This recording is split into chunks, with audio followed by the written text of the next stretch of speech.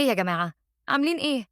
النهاردة القصة عارفة إنها مش هتعجبكم، ومش هقول ليه عشان ما أحرقش، بس للأسف يعني ده الواقع. فاكتبوا لي آرائكم كالمعتاد في التعليقات، لأني بقرأ كل حاجة. وأكيد ما تنسوش اللايكات، لأني اشتقت لفريق الإشعار اللي كانوا دايما الأول. ويلا بينا، جهزوا الإندومي ويلا نبدأ. تخيل تلاقي 10 جنيه في حسابك، وده كل اللي كان فاضل في حساب البنك. الحساب ده كان المفروض يبقى فيه أكتر من 50,000. الحساب المشترك بيني وبين خطيبي اللي بنحط فيه جزء من راتبنا عشان الفرح. وكريم كان كل شوية ينسى يعمل التحويل. كنت في البنك مش مصدقة، ولما الرقم بتاعي وصل الموظفة لفت الشاشة شوية، مش ناحيتي بالظبط، بس كأنها بتتأكد هي قرت الرقم صح ولا لأ، وسألتني لو محتاجة إيصال بطباعة الرصيد. أشرت لها إني موافقة، لأني ما كنتش قادرة أتكلم. قعدت في عربيتي بعدها حوالي 40 دقيقة، والتكييف عمال ينفخ في وشي، لأن التكييف في العربية دي مش شغال.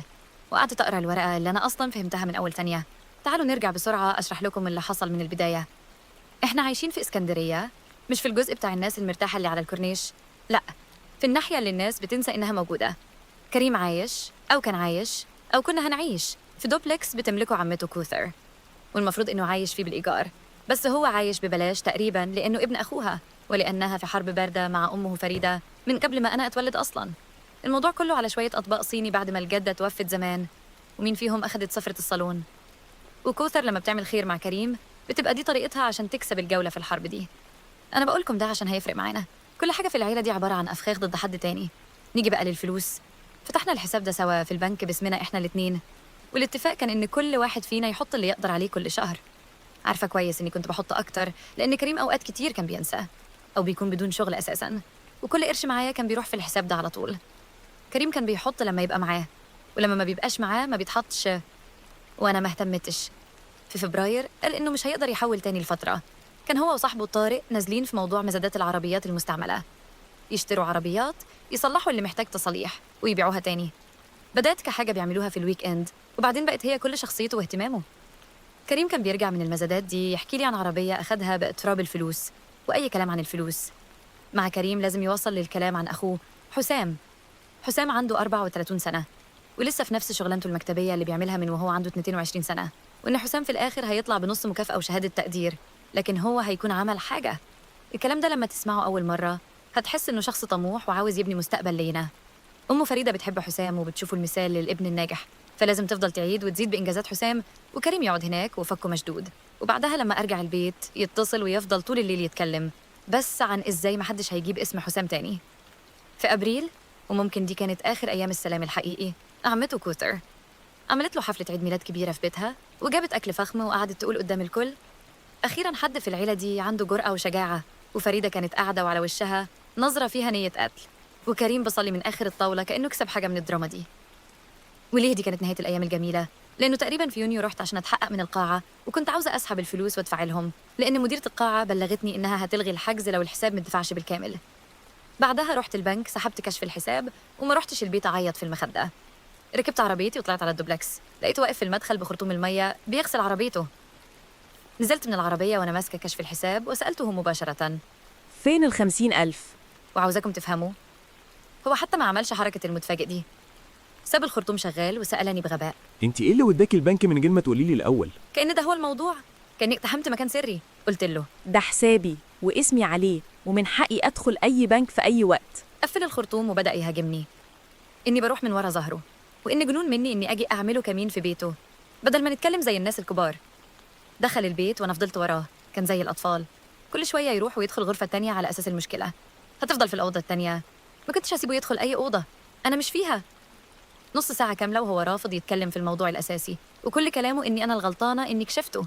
وفي الآخر بدأ يديني أجزاء من الحقيقة، والأجزاء دي كانت بتطلع على مدار ساعتين وكل شوية تتغير. الأول قال إنه نقل جزء منها، بعدين قال إنه كان لازم يسدد دين لعمته، بعدين طلعت الفلوس رايحة في عربيتين دخل فيهم هو وطارق في آخر مايو. عربيات كان حكالي عنها إنه بيفرج عليها، بس ما قالش خالص إنه اشتراها، والمفروض أصدق إن كل ده اتصرف في أسبوع واحد، في نفس الوقت اللي أنا كنت بشتغل في جمعة وسبت بس عشان نجمع فلوس قبل الفرح. سألته، كنت ناوي ترجعهم قبل أكتوبر؟ كنت فاكر إن القاعة مش هتلغي الفرح؟ بصلي وقال لي إن أنا ما عنديش طموح ولا نظرة مستقبلية، وإنه ما يقدرش يبني حياته مع واحدة تترعب من أول مشكلة.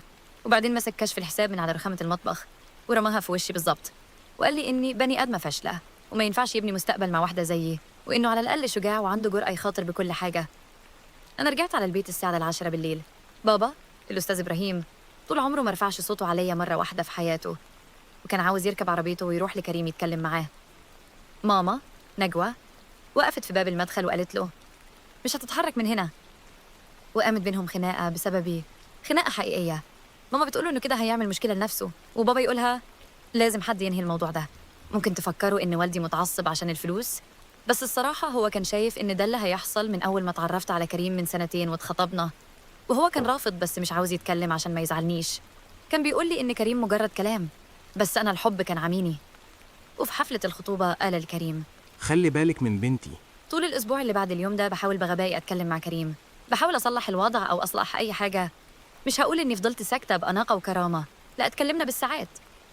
كان بيبدأ الكلام بهدوء وتنتهي المكالمة وهو بيقول إني فضحته وقللت منه قدام أهلي. قال لي إنه هيرجع الفلوس على أغسطس، وقال إن طارق لقى زبون للعربية اللانسر في طنطا، وقال لي لو كنتي بس صدقتيني وثقتي فيا مرة واحدة في حياتك. كل مكالمة كانت بتنتهي بإنه هو الضحية وهو اللي مظلوم، لحد طبعا يوم الأربعاء، يعني بعد 9 أيام تقريبا. فريدة أمه كلمتني، مش عشان تطمن عليا، لا سمح الله. فريدة كلمتني عشان تقولي إن كريم كلم القاعة وألغى الحجز. خلاص الموضوع انتهى والعربون طار، وقالت لي إنها شايفه إن ده الأفضل لأنه واضح إني مش جاهزة. ما هو طبعا عربون القاعة مش هو اللي دفعه، فطبيعي مش هيفرق معاه.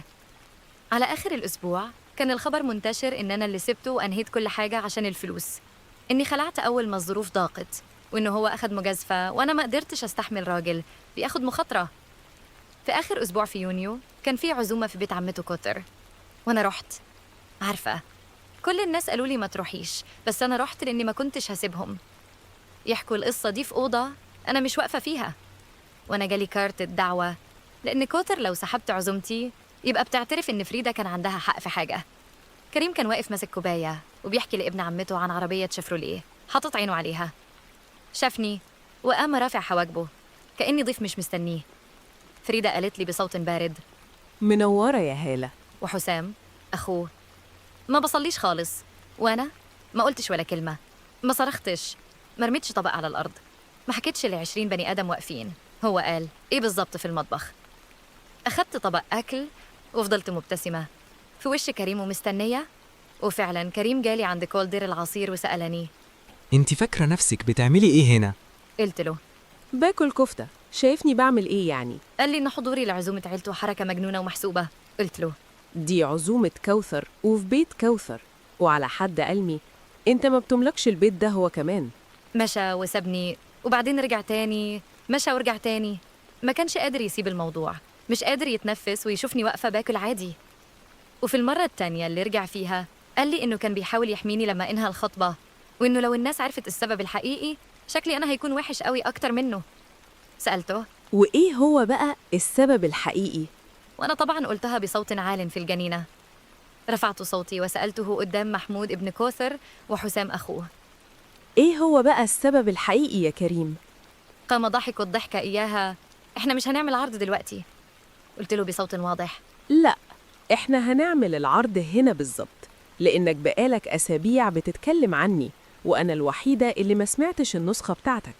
حاول يبرر، ما انهارش خالص، بس بدأ يتكلم وقال إني ترددت وخفت في الربيع واستخدمت موضوع الفلوس كعذر، وإني قلت له إني مش متأكدة من الجوازة، وده كذب. أنا عمري ما قلت كده، والكل كان واقف بيسمع ويشوف. قلت له تمام، لو أنا قلت كده فلوسي اللي كانت في الحساب راحت فين؟ قال لي أنا مش هدخل في التفاصيل دي.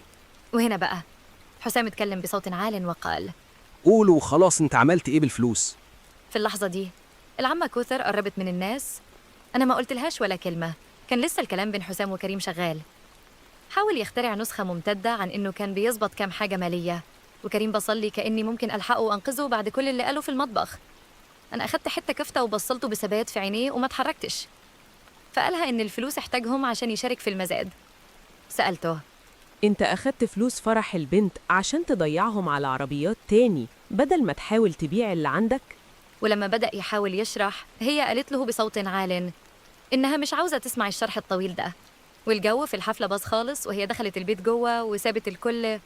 محمود ابنها دخل وراها وقعد معاها في الصالة طول الليل، وأنا ما أعرفش قالوا إيه، بس أقدر أخمن كويس قوي، لأن الراجل ده بقاله 10 سنين مستني أمه تسأل سؤال زي ده. الناس بدأت تمشي على طول، وسمعت كريم بيقول لطارق إن كوثر عمرها ما بتطلب الحساب مرتين، وأكيد هتسامحه. الجملة دي هي ملخص علاقة كريم مع كوثر، بس الكلام ده مش صح، وعمره ما كان صح.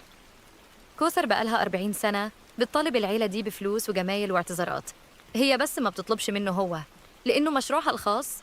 لأنها لما بتقدم لكريم حاجات على طبق من فضة، دي طريقتها عشان تفضل سابقة فريدة بخطوة. وفي خلال 5 سنين هو اختلط عليه الأمر، وافتكر إن كونه الفتى المفضل عندها معناه إنه فوق الشبهات ومحدش يقدر يلمسه. وأنا كان معايا الدليل اللي هيكسر الرابط ده. فاكرين الدوبلكس اللي كريم عايش فيه؟ هو المفروض يدفع إيجار 4000 جنيه في الشهر. المشكلة إن الرقم ده قليل جداً، لأن الشقة اللي زيها في الناحية دي من البلد تجيب لها 15,000 في الشهر، وطبعاً ما فيش عقد إيجار، عمره ما كان في عقد. ولما نقل هناك من 5 سنين، كوثر قالت لفريدة إنها بتعمل كده عشان لازم حد في العيلة دي يلقى بداية نظيفة في حياته.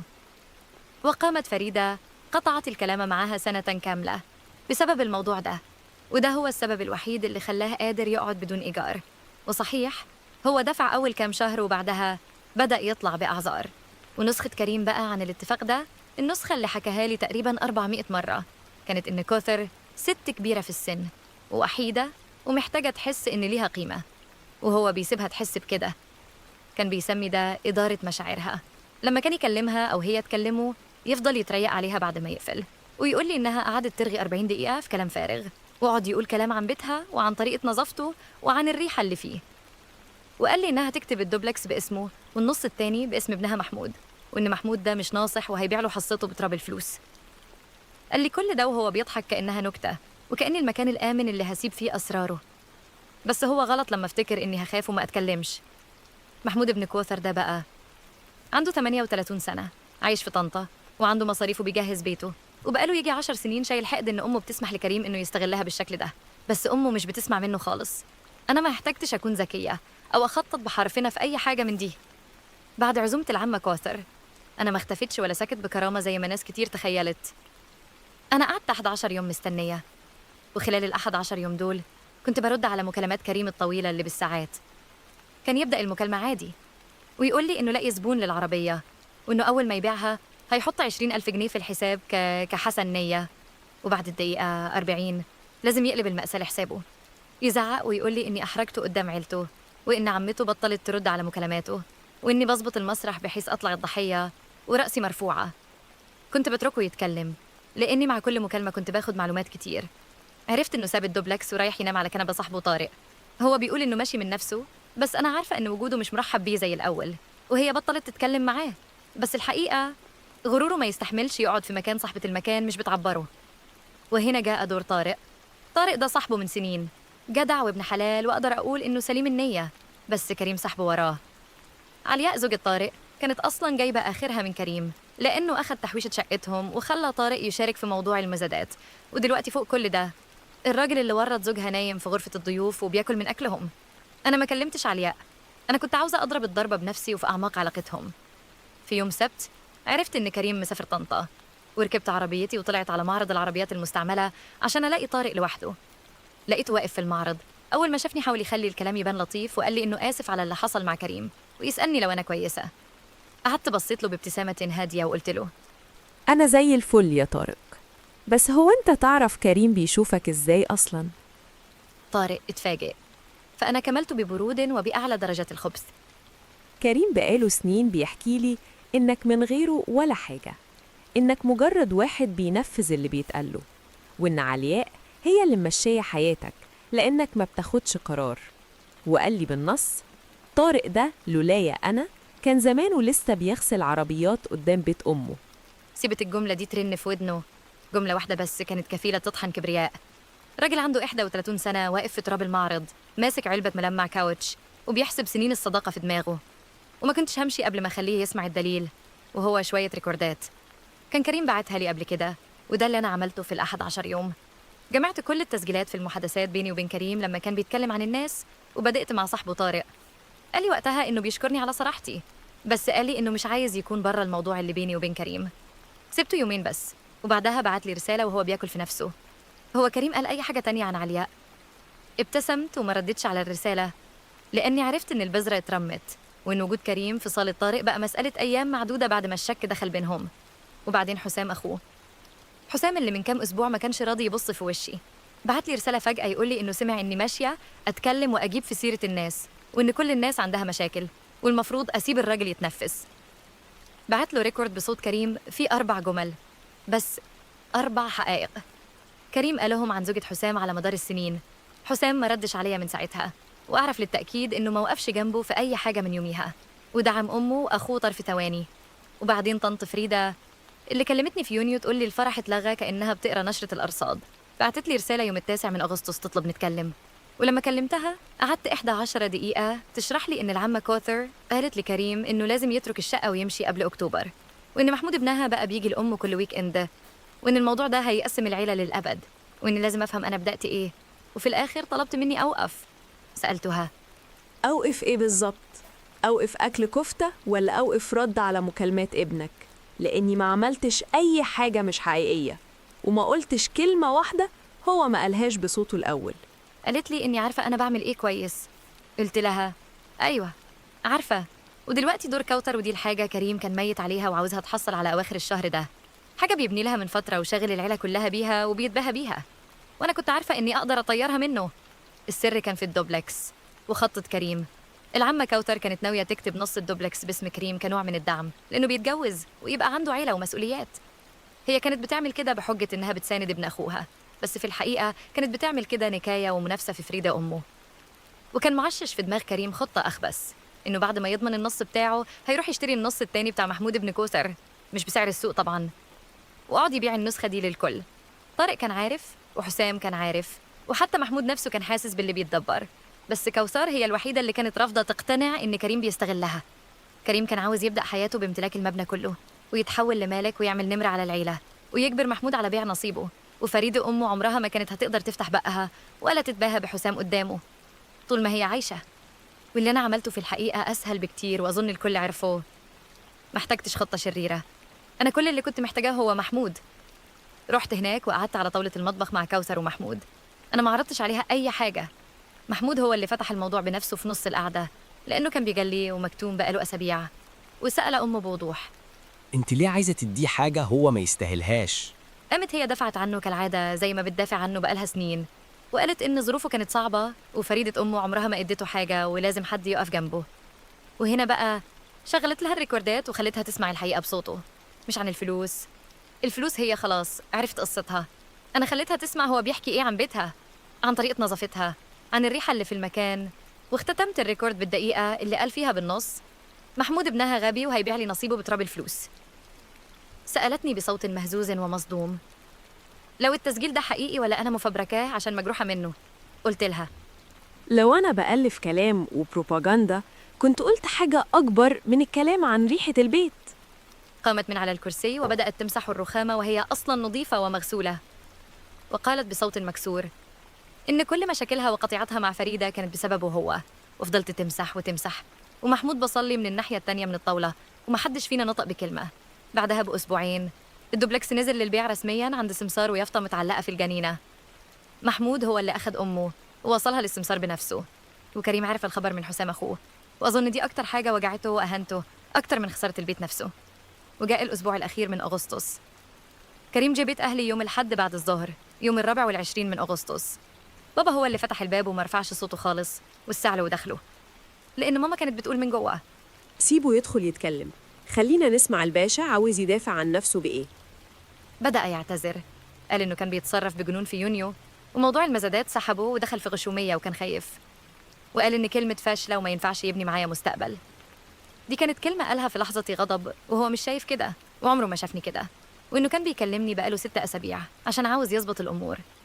وبعدين وصل للسبب الحقيقي اللي خلاه يركب عربيته ويجي لحد بيتنا. كان عاوزني أكلم كوثر وأقولها إني بلغت في الموضوع. هو ده بالظبط، هم دول ال4 ساعات عشان النقطة دي. أقولها إني كنت زعلانة وكبرت الكلام بره حجمه عشان تلغي بيع العمارة، وهو يرجع الفلوس للحساب على رأس السنة ونرجع طبيعيين على الربيع. كان عامل جدول زمني كامل للموضوع في دماغه. سألته: هو أنت فاهم إني ما كدبتش عليها؟ إن كل كلمة قلتها للست دي طلعت من بقك أنت الأول في بيتك وبصوتك؟ فقال الجملة اللي نهت كل حاجة بالنسبة لي للأبد. الكلام اللي بيتقال في البيت أو بين البني آدم وخطيبته مش معناه إنه حقيقة أو يتقال بره. ده هو موقفه الكامل. الغلط عنده مش إنه قال الكلام ده وعاش وشين. الغلط إن السر خرج، وفضلنا نلف في دواير حوالين النقطة دي يجي ساعة تانية، لأن ما كنتش هسيبها تعدي. سألته ب4 طرق مختلفين لو كان شايف إن عمته تستاهل تعرف رأيه الحقيقي فيها، وما جاوبش ولا مرة.